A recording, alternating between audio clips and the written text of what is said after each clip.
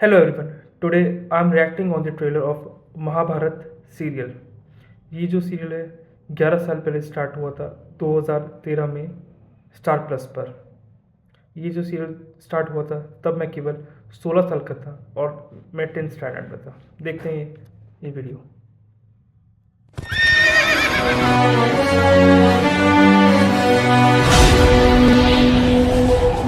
संसार में कथाएं अनेक हैं,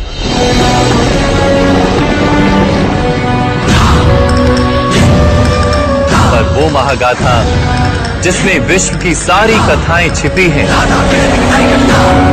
वो केवल एक है, महाभारत। ये गाथा सबसे पहले मैं तारीफ़ करना चाहूँगा इसके बीजीएम के लिए, बैकग्राउंड म्यूज़िक जो कि बहुत ही अच्छा है।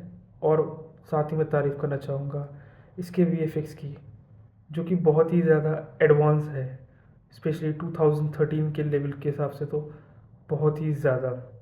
और ये जो सीरियल है ये पहला सीरियल था जिसका बजट 100 करोड़ था। मूवीज़ का बजट भी उस टाइम 100 करोड़ बहुत कम मूवीज़ का जाता था, पर ये तो सीरियल था और सीरियल का इतना बजट होना बहुत ही बड़ी बात थी उस टाइम। वो भी 2013, अभी 2024 चल रहा है। 2013 में 100 करोड़ का एज ए सीरियल, जो कि बहुत बड़ी बात थी। है सत्यवती की महत्वाकांक्षाओं की। जब छोटी छोटी आंखों में सारा संसार समा सकता है, तो छोटी इच्छा रखकर मैं ईश्वर का अपमान क्यों करूं?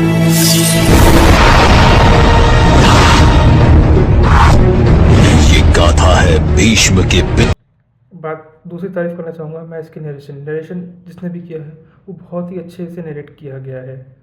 और नरेशन के साथ साथ वीएफएक्स की तो मैं पहले ही बता चुका था कि वीएफएक्स जो था बहुत ही एडवांस था उस टाइम के हिसाब से। बात की जाए सीरियल में इस कैरेक्टर्स की, तो इस सीरियल में जो मेरा फेवरेट कैरेक्टर है जो सीरियल देखने के बाद, वो रहा है पितामह भीष्म का कैरेक्टर। ये जो कैरेक्टर है इसका जो पोर्ट्रे किया है वो किया है आरव चौधरी ने, जो कि बहुत अच्छे एक्टर हैं। उन्होंने इससे पहले कई मूवीज़ भी की है जैसे लक्ष्य और धूम 3। पर उन्होंने जो भीष्म कैरेक्टर, जो ऐसा लगता है उन्होंने कैरेक्टर प्ले नहीं किया, वो कैरेक्टर को जिया है। आफ्टर मुकेश खन्ना सर, मुझे लगा कि आरव चौधरी ही परफेक्ट सूट हुए हैं इस रोल के लिए। और मुझे लगता नहीं है इससे बेहतर आज की जनरेशन में कोई भी मुकेश खन्ना जी के बाद जिन्होंने इस कैरेक्टर के साथ जस्टिफाई किया है वो आरव चौधरी है, जो कि इन्होंने जिस कैरेक्टर को जिया है बखूबी। ऐसा लगता नहीं है कि उन्होंने कैरेक्टर प्ले किया है, बट उन्हें लगता है उन्होंने कैरेक्टर जिया है। हस्तिनापुर का विनाश न कर दूं। ये गाथा है गांधारी के त्याग की। ये त्याग भी अब मेरा भाग्य है। बीजीएम की मैं बात कर रहा था, बीजीएम बहुत ही अच्छा था। बात की जाए शकुनी की एक्टिंग की, जिनका कैरेक्टर प्ले किया है प्रणीत भट्ट ने, और उनका जो एक्सप्रेशन और जो कॉस्ट्यूम है वो लाजवाब रहा है। उनकी जो बात करने का स्टाइल, जो बात करने का टोन है, और जो आँख बंद करके एक आँख बंद करके जो जिस तरह से वो उंगलियों के साथ एक्सप्रेशन निभाते हैं, वो तो बहुत ही लाजवाब है। इसको कोई भी एक्टर मुझे लगता नहीं है आज की डेट में इतनी अच्छी तरह से कोई शकुनी का कैरेक्टर प्ले कर सकता था। ये गाथा है एक अंधे शासक धृतराष्ट्र की। नेत्रों से विहीन हूं किंतु दृष्टि। बात की जाए गांधारी कैरेक्टर की, तो रिया देवसी जिन्होंने कैरेक्टर प्ले किया है वो केवल 16 साल की थी।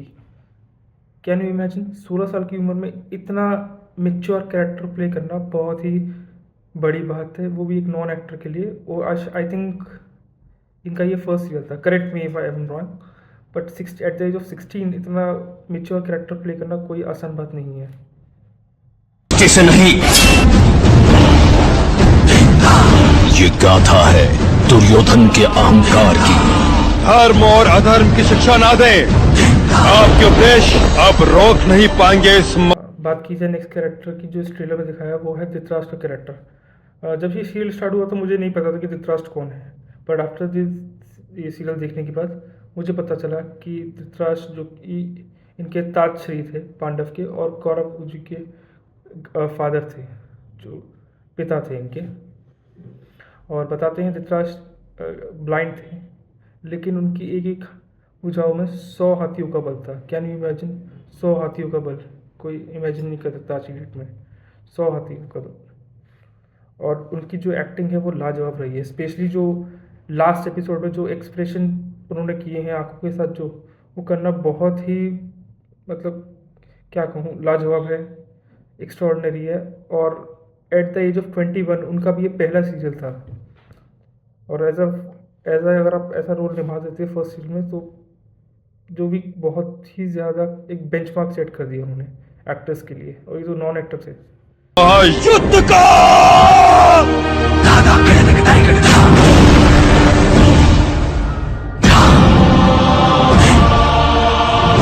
ये गाथा है दानवी। बात की जाए दुर्योधन की कैरेक्टर की, जो कि अर्पित रांका ने प्ले किया है। अर्पित रांका साउथ की मूवीज़ में काम कर चुके हैं, बट मुझे इससे पहले उनको इतना नहीं जानते, क्योंकि मैं साउथ की मूवीज़ बहुत कम देखता था उस टाइम 2013 में। उनकी जो एक्सप्रेशन है, बॉडी है, और जो उनका लुक है, वो एकदम मैच हुआ है दुर्योधन कैरेक्टर से। जो इविलनेस जो चाहिए थी दुर्योधन को कैरेक्टर को, वो उन्होंने बखूबी प्ले की है। देखते हैं और वीडियोस। वीर योद्धा कर्ण की जाति की आड़ में कब तक बचाओगे प्राण? कुरुक्षेत्र में तुम्हें ढूंढ ही लेंगे मेरे बाण।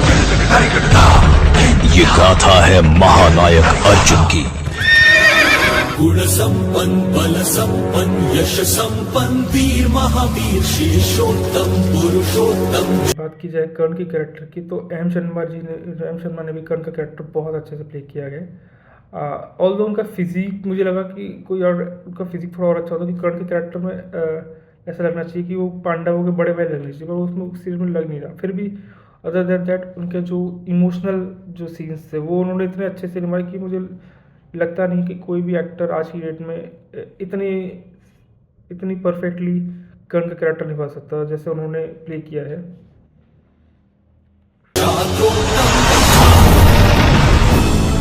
अपने हो या पराए, मित्र हो या शत्रु, धर्म के इस युद्ध में अधर्मियों का वध कर। बात करें शहीद शेख की, जिन्होंने कैरेक्टर प्ले किया है अर्जुन का, जो कि उस टाइम के सबसे मोस्ट पावरफुल वॉरियर जिनको कोई डिफीट नहीं कर सका था।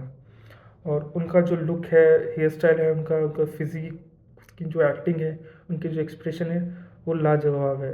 खुद देख के लगता ही नहीं है कि वो कोई एक्टर है, ऐसा लगता है कि हम अर्जुन को ही देख रहे हैं स्क्रीन पर। करेगा ये अर्जुन। ये गाथा है द्रौपदी के अपमान की। तुमने द्रौपदी की विवशता देखी है, अब मैं तुम्हारा विध्वंस देखूंगी।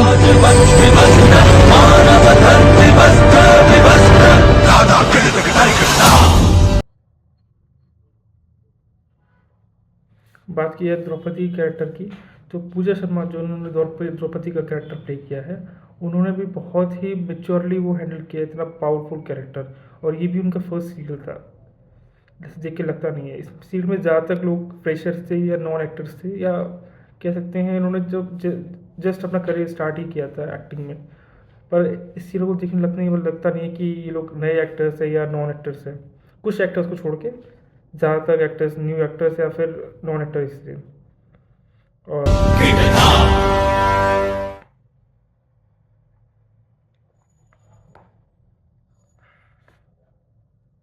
और बात की जाए इसमें जो कृष्ण जी का लॉर्ड कृष्णा का कैरेक्टर है, वो सौरभ राजन ने प्ले किया है। पुरानी महाभारत में नितेश भारद्वाज ने एक कैरेक्टर प्ले किया, आइकॉनिक कैरेक्टर। लगा नहीं था कि उनके बाद कोई भी कैरेक्टर इतनी अच्छी से कोई प्ले कर पाएगा, लेकिन सौरभ राजन ने अपना एक अलग ही फैन बेस बनाया है।